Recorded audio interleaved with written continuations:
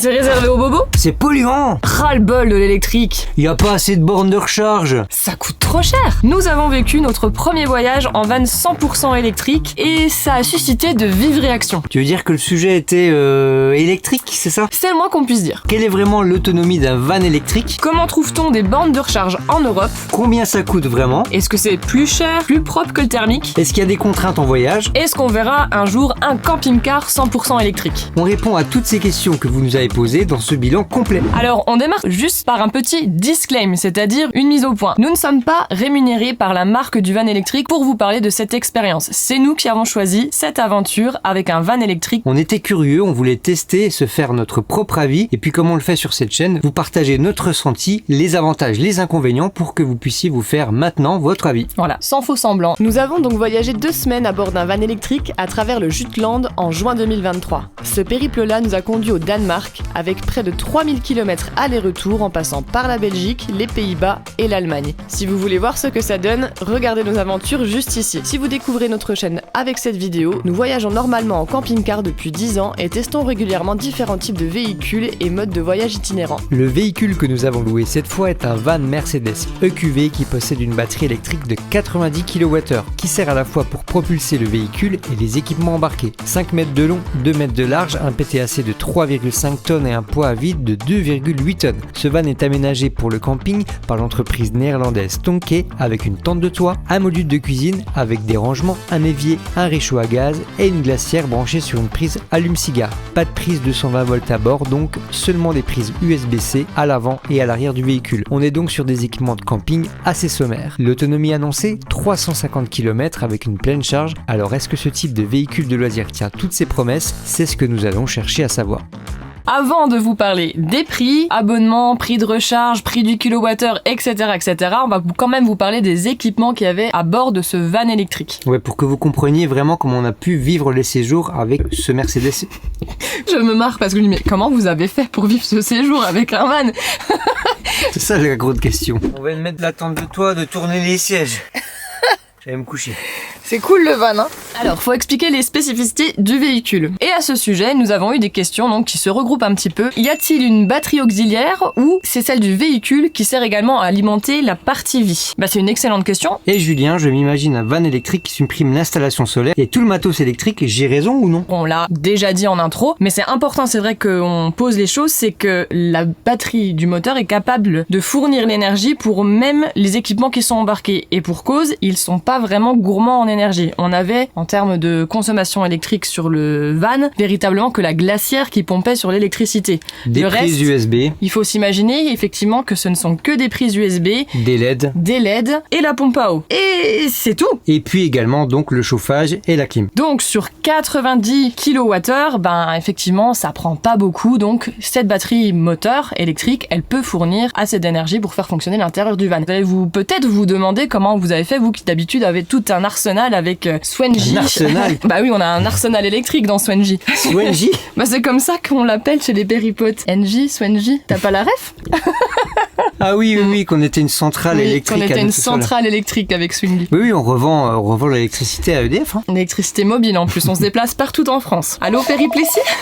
Soyons un petit peu sérieux. Donc nous qui devons des fois recharger nos appareils photo, les batteries de drone, travailler sur nos ordinateurs, comme on a fait, eh bien on s'est équipé pour ce voyage d'une batterie nomade de la marque EcoFlow, pour ne pas les citer. De toute façon, on va les citer puisque c'est le sponsor de cette vidéo. On a embarqué avec nous la River 2 Pro. Elle a une capacité de 768 Wh et on l'aime vraiment beaucoup parce qu'elle est petite, maniable, légère aussi, elle fait moins de 8 kg. Donc dans le van, elle prenait très peu de place, donc ça c'était parfait. On l'utilise aussi dans le camping-car comme batterie d'appoint, comme ces périodes-là où le soleil est quasi absent et qu'on peut compter que sur l'alternateur pour recharger notre batterie. C'est toujours bien d'avoir une batterie portative, ne serait-ce que pour, l'avez vu, pour faire des raclettes ou des tartufades, ça dans des truffades dehors dans la forêt noire ou dans les Vosges. Vous avez la ref si vous avez vu la dernière vidéo. Donc elle peut servir à l'intérieur mais aussi à l'extérieur en mode camping. Et ce qui est bien avec ce modèle, la River Pro 2, normalement elle peut délivrer jusqu'à 800 watts de puissance, mais elle a aussi un mode X-Boost qui nous a servi là justement avec cet appareil électrique qui lui demande 1200 watts. Donc en fait on peut activer ce mode là et donc ça nous permet d'aller jusqu'à 1600 watts comme ça. On peut gérer la vitesse quand on recharge justement cette batterie. Alors ça nous plaît bien parce que justement quand on a un surplus d'énergie avec le solaire dans le camping-car, et ben on branche la batterie EcoFlow et donc l'électricité qui est générée par le panneau, on le renvoie dans la batterie en modulant en fait cette vitesse de charge. Donc ça c'est pratique. Et le grand avantage de ces batteries, c'est quand on en a besoin de manière on va dire un peu urgente, elles se rechargent en 70 minutes de 0 à 100%. Ça nous est arrivé aussi dans une aire de service quand on avait besoin d'électricité rapidement, un petit coup d'électricité et la batterie est chargée super vite. Donc sinon les batteries nomades, vous pouvez aussi les recharger soit via un panneau solaire, soit sur prise allume-cigare grâce aussi au moteur du véhicule. C'est vraiment pas prise de tête, ça évite d'avoir toute une installation électrique et solaire telle qu'on l'a fait sur Swingy. Et là j'y pense, je suis sûre que certains vont nous demander si avec notre batterie EcoFlow on peut recharger le van électrique. Et véritablement, ça sera beaucoup trop gourmand pour la plupart des EcoFlow. Les batteries portatives comme celle-ci, les batteries nomades, elles vous servent davantage à faire fonctionner différents types d'équipements électriques, sèche-cheveux, outils, appareils à apnée du sommeil. Pour vous donner une idée des temps d'utilisation, avec une Reaver 2 Pro, un ordinateur fonctionnera environ 9 heures, une plaque électrique 3/4 d'heure, un sèche-cheveux un peu moins d'1 heure, un appareil à apnée du sommeil 8h30 et encore davantage avec des modèles d'une plus grande capacité comme la Delta 2 ou encore la Delta Pro. Pour savoir ce qui pourrait vous correspondre en termes de capacité et de puissance de batterie, on vous invite à regarder une vidéo qui s'affiche juste ici où on a dit énormément de choses sur ces batteries nomades et toute une série d'articles qu'on a fait sur notre site internet. Tous les liens on vous les met également dans la description là juste en dessous de cette vidéo. En tout cas si vous avez déjà bien étudié vos besoins, si vous avez fait votre choix, c'est le moment intéressant pour commander votre batterie EcoFlow parce qu'on est en plein Black Friday, donc il y a des offres intéressantes. Par exemple sur la Reaver il y a 120 € de réduction et on a aussi un code promo exceptionnel de 8%, c'est le code Périplessis. Il est valable jusqu'au 27 novembre, donc ça vous fait la batterie Reaver Pro 2 par exemple à 625 €. Encore une fois on vous met toutes les infos en bas dans la description. C'est également un lien affilié, donc si vous voulez soutenir la chaîne, n'hésitez pas à passer par celui-ci. Alors vous êtes nombreux à nous avoir posé la question de l'autonomie, c'est la première chose qui vient à l'esprit quand on parle de mobilité électrique. Ça dépend de plusieurs facteurs, déjà de la conduite, il y avait plusieurs modes sur le véhicule, sportif, éco, normal. 4x4 pour se désembourber. Ça dépend aussi du type de parcours, selon si vous allez rouler sur autoroute, sur les réseaux secondaires ou dans les villages par exemple. Donc aussi la vitesse à laquelle vous allez et le fait de mettre la climatisation ou le chauffage, de la météo et du dénivelé. Et pour répondre concrètement à cette question, voici quelle était notre consommation durant ce road trip. Premier arrêt, on a fait à peu près 60 km. On a utilisé 16% de batterie et la moyenne qui est affichée là pour les kilowattheures ou 100 km, parce que c'est ça la norme, la moyenne en véhicule électrique, on est à 21,4. On a fait un peu de ville et un petit peu d'autoroute. Alors 21 kWh au 100, sachant que la batterie, encore une fois, du véhicule fait 90 kWh, ça fait à peu près 420 km d'autonomie. Mais plus tard dans le séjour, on est même descendu à 20 kWh au 100 km. Alors ça, c'était sur les petites routes plates et très lentes du Danemark, où la limitation de vitesse était à 70 km/h. Mais on a pu aussi monter jusqu'à 30, voire 32 kWh au 100 sur les autoroutes allemandes, quand on commence à rouler à 130, 150 km/h. On peut rouler à 150 km/h ? Oui, la vitesse n'est pas limitée sur les autoroutes allemandes, enfin une partie. Et on a roulé à 150 km/h ? Tu dormais peut-être. Bon, dans ce dernier cas, en tout cas, sur des autoroutes, l'autonomie forcément elle descend et là on avoisine les 300 km d'autonomie. Le véhicule électrique, tu l'as dit, il est quand même très sensible aux conditions météo. On a fait une simulation sur le site de la marque. On voit bien la différence lorsqu'il fait 20 degrés et 0 degrés. Le fait qu'il y ait la clim ou le chauffage, on peut perdre quand même plus de 100 km d'autonomie, donc c'est quand même important à avoir à l'esprit. C'est vraiment en réduisant donc ces parties d'autoroute et puis en privilégiant les routes secondaires et même les villes, dans le cas d'un véhicule électrique, on arrive à avoir une consommation et une autonomie tout à fait correcte. Correct. 320 km d'autonomie, est-ce que ça vous semble correct ?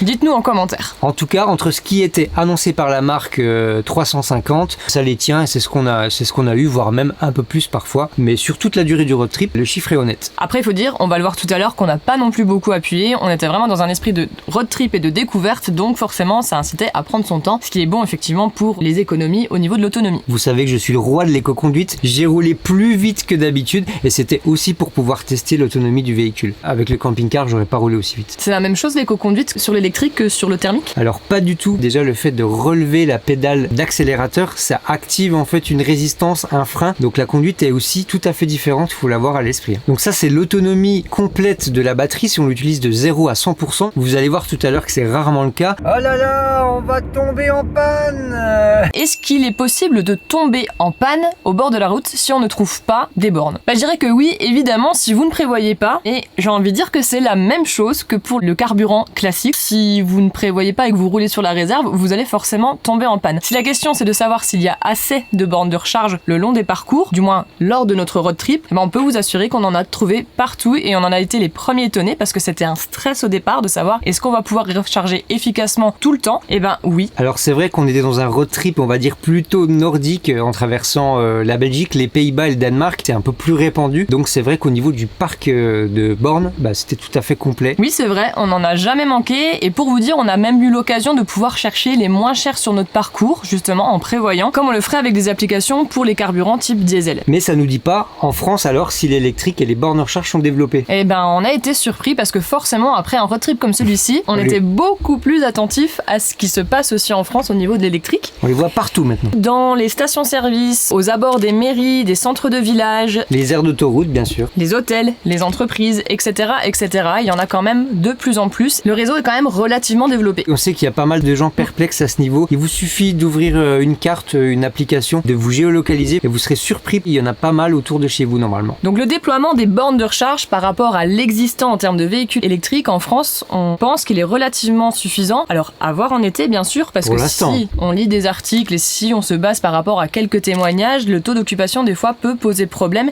et c'est ce qui arrive déjà dans des pays nordiques où l'électrique est beaucoup plus développé, où le taux d'occupation des bornes a tendance parfois à poser problème, notamment dans les milieux urbains. Là c'est Daniel qui nous avait dit ça, qui nous avait parlé de ses amis qui habitent Oslo et qui parlait aussi de leurs difficultés à trouver des bornes de recharge de disponibles et quand ils en trouvaient de disponibles, il fallait qu'ils programment un rappel pour aller débrancher parce qu'ils risquaient une amende s'ils occupaient une borne trop longtemps. De toute façon, il faut savoir, on en reparlera après des applications, vous voyez en direct ou même sur votre GPS si la place est prise ou non. Pas besoin de vous arrêter, vous pouvez continuer si vous avez encore de l'autonomie pour aller trouver une autre borne libre. En réalité, les craintes qu'il peut y avoir autour des véhicules électriques, c'est toujours quand on fait cette comparaison avec le thermique. Alors ça, on peut tout à fait le comprendre, mais c'est vrai que pour l'avoir vécu, il faut s'imaginer quand même un tout autre esprit de conduite, de voyage, de circulation. Enfin, faut remettre un petit peu nos acquis de côté. Faire reset. Oui, parce qu'un véhicule électrique, on va pas le recharger comme un véhicule thermique quand il est sur la réserve. En fait, on va profiter de chaque instant où le véhicule ne circule pas, où il est arrêté pour le charger. On l'a fait, c'est-à-dire quand on va faire une pause café ou manger sur l'autoroute, comme on l'a fait au Danemark quand on va au restaurant, quand on va se balader en centre-ville, quand on fait des courses. Au camping aussi, c'est possible. C'est tous ces petits moments-là qui régulièrement, en fait, vont vous permettre de recharger votre véhicule électrique à chaque fois, donc récupérer des kilomètres, récupérer de l'autonomie. Et on attend vraiment rarement, ça nous arrivait 1 ou 2 fois sur l'autoroute parce qu'on avait vraiment fait une grosse distance, de la recharger quasi totalement, mais c'est très rare. Et c'est tout simplement, comme tu l'as dit, une autre façon de penser ces déplacements, ces trajets. Qui nécessite bien sûr un peu plus d'anticipation, on va en reparler. En fait, finalement, ce qui nous a posé le plus de problèmes, le plus de soucis de notre point de vue, c'est pas tant la mobilité électrique pour nous, c'est surtout le fait d'être en van à cause de l'espace vraiment étriqué et du manque de place qu'on avait dans ce type de véhicule, on n'a pas l'habitude. Du manque de confort, oui, par rapport à notre camping-car, mais rien à voir avec l'électrique. On a discuté encore une fois beaucoup avec certains d'entre vous, certains vont dire oui mais 320 km ce n'est pas assez pour les véhicules de loisirs, on doit déjà gérer l'eau, les services, la cassette, tout ce qui est service en fait du camping-car, alors si en plus on doit gérer l'autonomie de recharge, c'est invivable en fait pour même faire du loisir. Et bien là, on doit vous avouer qu'on a commencé à s'interroger là-dessus parce que quand on dit 320 km d'autonomie, on est d'accord qu'on est plusieurs types de voyageurs. Il y a ceux qui sont nomades à plein temps, il y a ceux qui utilisent leur camping-car toute l'année, pendant le week-end ou les vacances, et c'est vrai qu'il y a beaucoup d'usages différents. Mais quand on y repense plus amplement, en prenant un petit peu de recul, qui finalement, dans les baroudeurs même, sortent des sentiers battus au point de vraiment exprimer le fait que 320 km d'autonomie, ce serait pas suffisant. Ah, on vous pose la question. En tout cas, on se l'est posé. Il y en a beaucoup qui disent oui, mais quand on veut rejoindre une destination, on a besoin de faire 500 km. Ça arrive, et vraiment en voiture c'est le cas. Quand on veut traverser la France, on y va presque d'une traite. En camping-car, je sais pas vous, mais faire déjà 500 km, c'est déjà fatigant. Et encore une fois, on va s'arrêter de toute façon pour faire une pause café. Tous les 2 heures, la pause s'impose. Sécurité routière, tous responsables. Donc pendant ce temps-là, on peut normalement recharger son véhicule. Clairement, on n'utiliserait pas ce type de mobilité, ce type de van électrique pour faire un voyage tel qu'on l'a fait en Turquie ou en Géorgie l'année dernière. Bah non, parce que bien sûr qu'il y a des bornes de recharge sûrement sur les grands axes et dans les grandes villes, mais après dans ces pays plus lointains, quand on va sortir des routes habituelles, là c'est très compliqué, on va pas se le cacher. Mais pour des road trips en France et en Europe, encore une fois, ça mérite de se poser la question. C'est vraiment un ressenti personnel ce qu'on livre. On pense pas qu'être en électrique c'est un frein. On a aussi une très bonne question, s'il y avoir des applications qui listent toutes les bornes de recharge qu'on peut trouver en France et partout dans le monde. Alors pour les applications, il y a 2 parties. Il y a les applications qui vont servir à se recharger sur les bornes avec des abonnements, ça on en parlera après. Et il y a aussi un tas d'applications qui vous permettent de trouver ces bornes, de créer votre itinéraire entre plusieurs villes. Et ça vraiment, il y en a un paquet. Je peux vous en donner quelques-unes. Il y a ChargeMap, ChargerPrice, FreshMile, PlugShare, NextCharge. Il suffit d'aller sur le Play Store ou l'Apple Store pour en trouver des tonnes. Vraiment, il y en a beaucoup. Et ça, c'est utile donc pour trouver les bornes sur un itinéraire précis et puis pour voir celles qui sont utilisées ou non en direct. Mais vous aurez dans la plupart des cas maintenant directement ces applications intégrées au GPS du véhicule. Là en l'occurrence c'était le GPS Mercedes et on voyait tout autour de nous ce qui était disponible ou non et on pouvait également planifier les itinéraires. Et pour ce qui est du prix des recharges maintenant de vannes électriques, on a une question également sur le prix du kilowattheure. Est-ce qu'il est le même partout ou bien est-ce qu'il existe différentes sociétés en concurrence? Alors non, le prix du kilowattheure il est pas le même partout. En fait ça va dépendre de plusieurs facteurs selon si c'est des PTT, si c'est UBS, si c'est... Non, ça va dépendre surtout du pays, de la région, du fournisseur, du type de recharge aussi, mais ça on va le voir un petit peu après. Rarement, mais aussi des fois des heures, selon si c'est des heures creuses ou des heures pleines. Et naturellement, plus vous allez recharger rapidement, plus vous allez payer cher. Pour vous donner une idée, en France, le prix du kilowattheure est de 20 à 40 centimes d'euros sur les bornes standards, qui nécessitent plusieurs heures pour recharger sa voiture. Des prix quasi comparables à ceux en Allemagne, et sur des bornes à recharge rapide, le kilowattheure est entre 59 et 70 centimes, des prix là encore quasi comparables à ceux en Allemagne. Au Danemark, nous avons pu constater que le kilowattheure est plus cher sur les bornes standards, après conversion entre 35 à 50 centimes le kilowattheure. Sur les bornes rapides, en revanche, on reste entre 40 et 75 centimes du kilowattheure. Et il faut savoir aussi qu'en plus de cette variation de prix, s'ajoutent aussi les variations d'abonnement liées aux abonnements. Donc c'est Pauline qui va nous parler de ça. C'est Simon qui va vous en parler.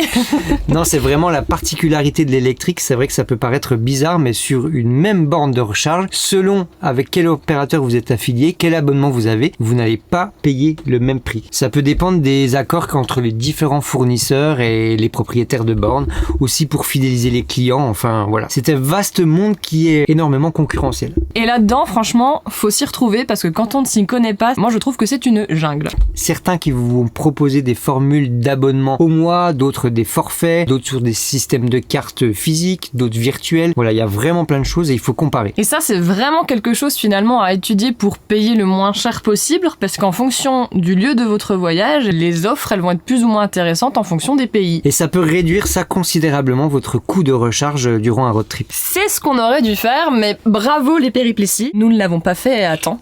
Et nous sommes partis sans carte. Un conseil, avant un road trip en véhicule électrique, anticipez, regardez bien là où vous allez aller, les systèmes d'abonnement pour choisir le meilleur et pour surtout avoir tous les outils en votre possession lorsque vous allez être sur les routes. Et ça nous aurait évité sur place de galérer avec les applications ou avec les cartes bleues. La preuve. Ceci est une première expérience de charge.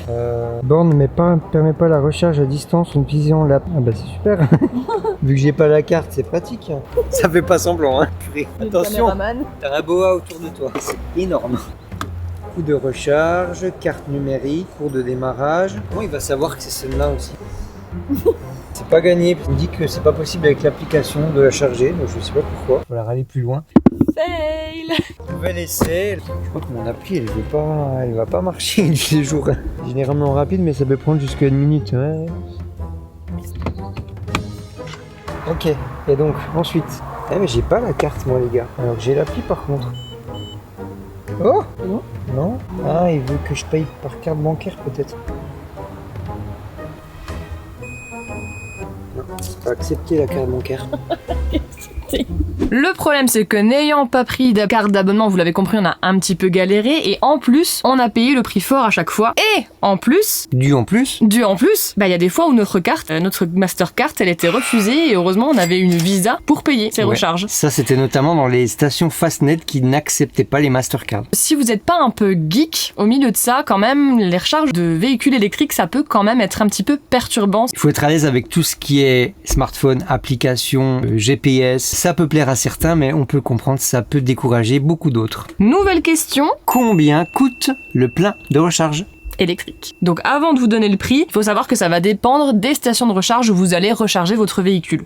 Comme évoqué précédemment, les bornes de recharge pour véhicules électriques offrent différents débits. La charge lente de 3 à 7 kW, principalement utilisée à domicile. La charge accélérée de 7 à 22 kW, trouvée dans les lieux publics. Elles permettent une recharge à peine plus rapide. La charge rapide, 50 à 350 kW. Elles sont courantes le long des autoroutes et offrent des recharges en moins d'1 heure. Plus le débit est élevé, plus la charge est rapide, plus le coût d'une recharge est élevé. Nous avons utilisé les charges rapides uniquement sur l'autoroute lorsque nous devions atteindre rapidement notre destination dans le Jutland. Une fois sur place, ayant plus de temps, nous avons privilégié les bornes de recharge des lieux publics lors de nos balades en ville, nos sorties restaurants, nos courses, etc. Voilà comment ça se déroule concrètement. Là, avec Clever par exemple, avec l'application, on a pu payer directement en ligne.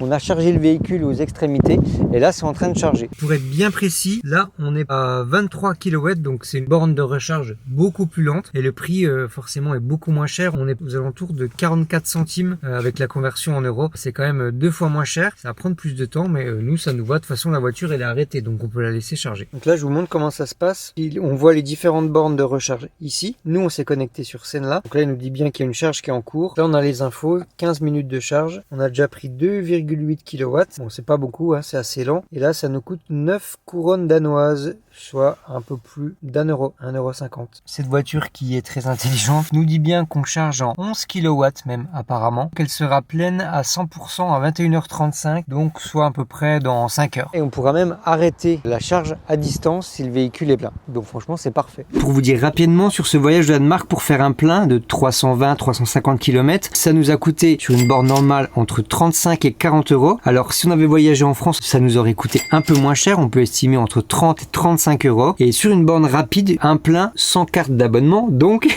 ça nous a coûté environ 70 €, donc c'est assez cher. Et en France, ça nous aurait coûté aux alentours des 55 €. Youhou, cocorico! Et une chose qu'on n'a pas évoquée puisqu'on parle également du tarif, c'est le prix d'un van électrique aujourd'hui. Et là, ça pique un peu les yeux. Alors un van électrique, pour connaître le prix, c'est quand même assez galère parce qu'en fait, tout est fait sur devis, sur mesure, donc il faut savoir combien coûte votre base et après le prix de l'aménagement. Et des options sur le porteur, sur votre véhicule de base. Enfin bref, on a regardé, ça commence à partir de 45 000 pour le Citroën e-Jumpy à 85 000 pour le Mercedes EQV, comme le véhicule dont on parle aujourd'hui. Il y a des grands écarts déjà, les prix dépendent aussi forcément de la customisation du véhicule, mais aussi de l'autonomie. Sur un Citroën e-Jumpy, vous allez avoir 260, maximum 300, je crois, de kilomètres d'autonomie, à, comme on l'a vu, 350 pour le Mercedes EQV. Au global, ce véhicule aménagé coûtait quand même la bagatelle de 150 000 €. Donc il faut prendre à partir entre guillemets de 45 000, plus les options de conduite, plus l'aménagement du véhicule qui est au moins autour de 10 000 € si vous mettez tente de toit, si vous mettez module, cuisine, frigo, etc., etc. Et là, on parle bien de van électrique, on verra tout à l'heure pour les camping-cars électriques. Plutôt que d'évoquer le coût au kilomètre ou le prix d'une recharge, qui, vous l'avez compris, est variable selon le pays, selon le type de recharge, et ben on a tout simplement comparé notre voyage qu'on a fait en van électrique avec un même type de voyage en van thermique, pour voir lequel était finalement le plus économique. Est-ce qu'il y avait vraiment une différence? Sur ce voyage, nous avons parcouru 2700 km et le coût total de nos recharges s'est élevé à 313 €. En thermique, à véhicule égal, on a pris la base d'un utilitaire consommant 8,7 litres au 100 sur Mappy. Cela nous aurait coûté 434 € avec un prix du diesel moyen à 1,82 € par litre. Sur ce road trip, ça fait donc 121 € de différence. En revanche, on s'est arrêté une douzaine de fois pour les recharges électriques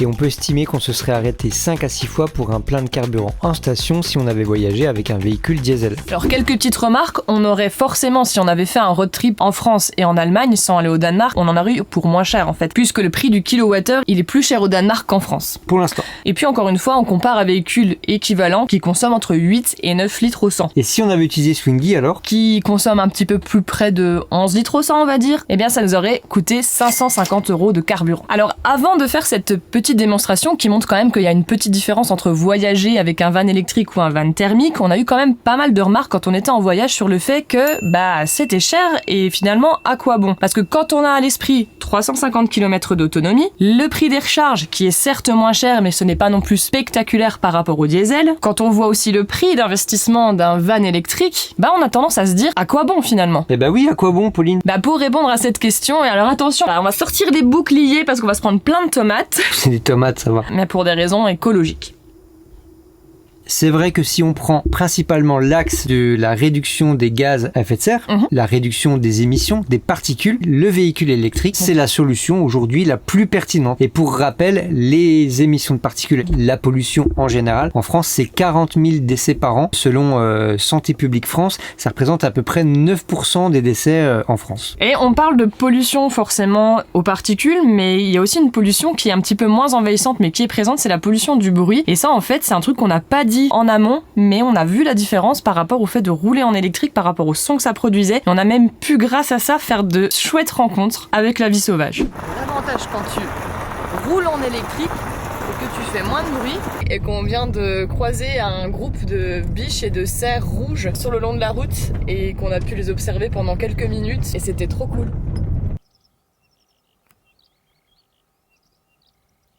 C'est notre avis, mais l'électrique en ville, ça fait du bien, ça fait quand même réduire la pollution sonore. Alors on sait que ça en inquiète quelques-uns parce que c'est vrai que des fois on n'entend pas trop des véhicules arriver.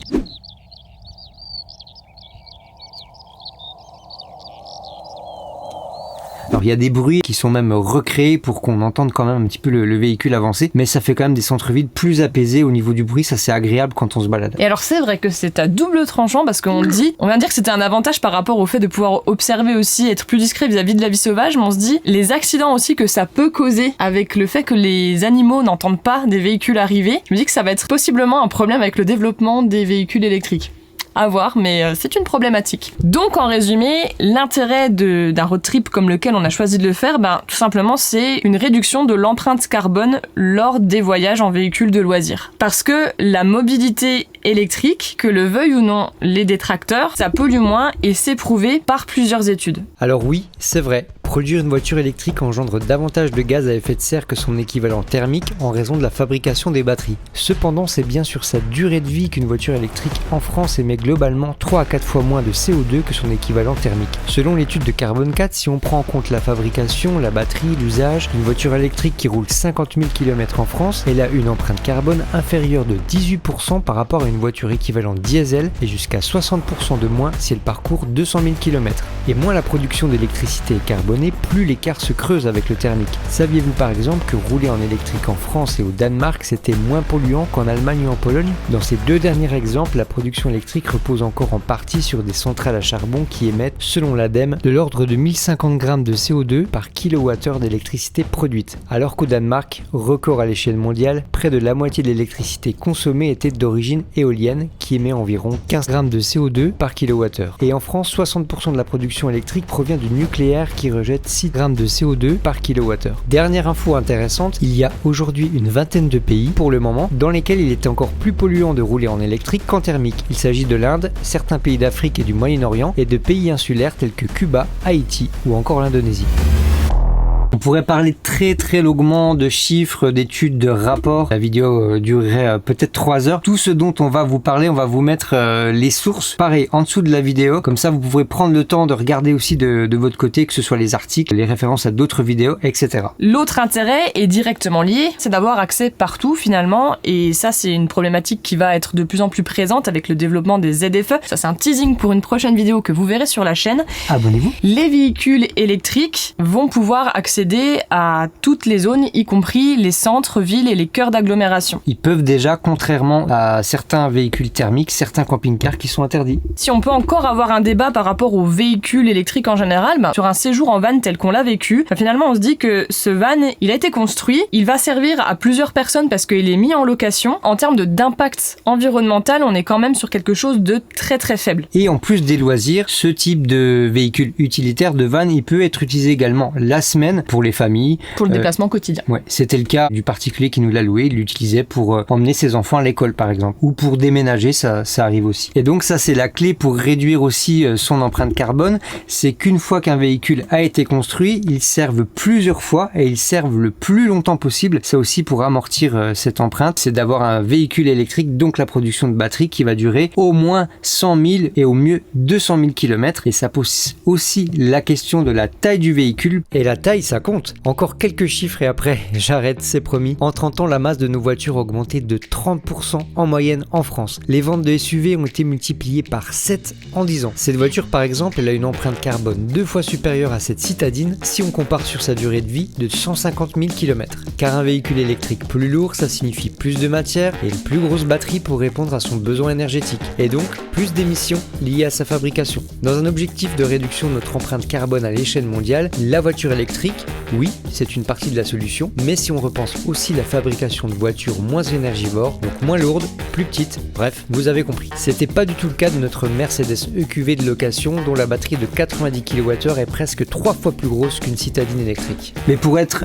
aussi honnête et transparent, la location d'un van électrique, aujourd'hui c'est aussi un coût. Il faut compter quand même minimum 100 € par jour. Oh, 120 € par jour. Mais sur les principales plateformes européennes de location de véhicules de loisirs, on ne trouve pas, ou que très peu, de vannes électriques disponibles à la location en France, contrairement à la Belgique ou les Pays-Bas. Et sur certaines, même le filtre de recherche électrique n'existe même pas. Rien d'étonnant quand on sait que les Français sont parmi les Européens les plus sceptiques concernant la mobilité électrique. La faute principalement au prix encore trop élevé et au doute quant aux bénéfices environnementaux. Dites-nous d'ailleurs en commentaire si vous êtes ou non de cet avis. On a commencé à ouvrir la parenthèse écologique, donc on n'a pas le choix de la continuer un peu. Quand on parle de production, en jeu notamment, c'est l'extraction des terres rares, du cobalt, du lithium et les métaux. Exactement. Et le danger, c'est de déplacer la pollution plutôt que finalement de la supprimer. Et c'est ce que mettent en avant les détracteurs et ils ont raison. On s'est beaucoup renseigné avec Simon sur la question. C'est qu'il y a beaucoup de méconnaissances à ce sujet. Je vous conseille vraiment vivement de regarder l'enquête justement sur toutes ces problématiques liées à la transition écologique et la construction de ces véhicules électriques. C'est une enquête qui est très bien menée par des journalistes suisses, il me semble. Elle a été diffusée en Belgique, hélas pas encore en France, peut-être qu'elle le sera, mais en tout cas elle est disponible sur internet. Si on peut vous conseiller quelque chose pour avoir vraiment des bonnes connaissances et savoir vraiment les problématiques autour de tout ça, c'est vraiment une ressource à regarder absolument. Notre avis, c'est qu'il faut toujours avoir les bonnes infos sur un sujet pour se faire un avis le plus juste possible. Et comme souvent, il y a des bonnes infos et des mauvaises, il faut savoir faire le tri. Et en ce moment, c'est assez compliqué parce qu'il y a aussi toute une partie de lobby qui ne souhaite pas que les véhicules électriques soient mis en place. Groupes industriels qui font un peu résistance. En tout cas, c'est important d'aller étudier tout ça. On va aller faire un tour pour poursuivre le débat et la réflexion. Et maintenant, la question est de savoir, les camping-cars, est-ce qu'ils vont devenir électriques? Est-ce que c'est possible? C'est une question aussi à laquelle on a beaucoup réfléchi, que vous vous posez sûrement. Nous, on a testé un van électrique. C'est pas du tout le même gabarit qu'un camping-car. Et aujourd'hui, c'est vrai qu'il y a des problématiques autour de la construction de camping-cars électriques, notamment au niveau des lois et de la régulation en termes de poids, en termes de PTAC. C'est le gros sujet, c'est le gros point noir. Et de charge utile qu'on sait déjà très faible sur les véhicules type fourgon et camping-car. Si on rajoute des grosses batteries effectivement électriques, ça va faire augmenter le poids et à un moment donné un blocage. Sans compter justement l'autonomie. À partir de quel moment un véhicule de loisir, on estime que son autonomie est suffisante pour voyager? Ça, c'est tout un tas de questions qui sont en suspens, mais qui sont pour autant aussi étudiés actuellement. Les développements de véritables véhicules de loisirs électriques, ça pose des défis, des challenges qu'il faut relever, qui sont techniques et législatifs. Et ben pour autant, ça commence à émerger. Il y a des marques qui se penchent sur la question. Récemment, par exemple, on a vu une vidéo YouTube sur une marque Belay, je crois, qui a présenté un prototype sur un salon de la caravane en Angleterre, qui présente un fourgon qui est déjà électrique. Et dans cette vidéo, on a un petit peu toutes les problématiques qui sont explorées et le constructeur estime que des véhicules vraiment viables qui pourront être commercialisés, ça sera pas avant 10 à 15 ans au niveau des véhicules de loisirs. Mais c'est super intéressant encore une fois. De voir qu'il y a des marques aussi qui mobilisent de l'argent, des études, de l'investissement sur ces questions-là. Parce que là, petit coup de patte, on a quand même l'impression que les constructeurs français, européens, en tout cas, enfin les gros leaders du marché actuellement, ils ont quand même un petit peu du mal à aller vers ces questions électriques. On a fait le salon par exemple de Paris, du VDL, c'est une question dont on n'a quasiment pas parlé. On n'a pas vu de mise en avant de véhicules électriques ou en tout cas de réflexion qu'il pouvait avoir autour de ça. Et on trouve ça dommage. C'est sûr que c'est pas pour demain, mais ça va forcément être pour après-demain, après-demain. C'est toujours des prototypes, donc on voit jamais vraiment comment ça se passe concrètement aussi sur le terrain et en road trip. Si vous vous demandez comment on voyage en 100% électrique quand on est en caravane, vous pouvez regarder la vidéo qui est juste ici. Je vais mettre toujours le doigt dans le nez. On a rencontré Christophe qui voyage avec une mini caravane Teardrop tractée par un véhicule électrique. C'est super intéressant d'avoir également son point de vue et de voir comment il fait concrètement en voyage. Donc on se retrouve là-bas. Ah bon voyageurs, salut!